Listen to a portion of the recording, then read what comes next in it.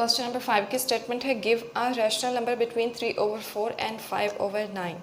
एक rational number हमें find out करना है जो 3/4 और 5/9 के बिटवीन हो। तो हम किस तरह से फाइंड आउट कर सकते हैं रैशनल नंबर बिटवीन 3/4 एंड 5/9। इसके लिए हमें क्या चाहिए, इनके डिनोमिनेटर को सेम करना। इनके जो मिड में हमें नंबर फाइंड आउट करना है उसके लिए हमें चाहिए होगा कि हम इसके डिनोमिनेटर को सेम करें।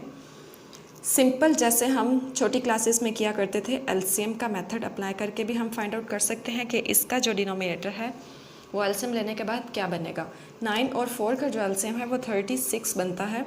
तो हमने इसको 36 बनाना है। इसके लिए हम क्या करेंगे, इस वाली फ्रैक्शन के डिनोमिनेटर से हम इस फ्रैक्शन को मल्टीप्लाई करेंगे और इसके डिनोमिनेटर से हम इस फ्रैक्शन को मल्टीप्लाई करेंगे। तो इन दोनों फ्रैक्शंस के डिनोमिनेटर सेम हो जाएंगे और हम इजीली जो इनका बिटवीन नंबर है वो हम फाइंड आउट कर सकते हैं। तो किस तरह से करेंगे, 3/4 multiply by 9 multiply by 9, 5/9 multiply by 4 multiply by 4।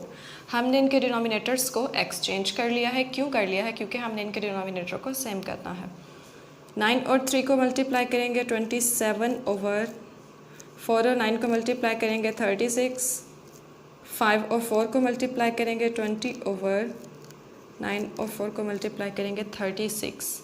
Denominators को ऐड करके हम 2 पर डिवाइड करते हैं। किस तरह से, 27 + 20/2 डिवाइडेड बाय 36। 27 और 20 को जब हम प्लस करेंगे तो 47/2 डिवाइडेड बाय 36।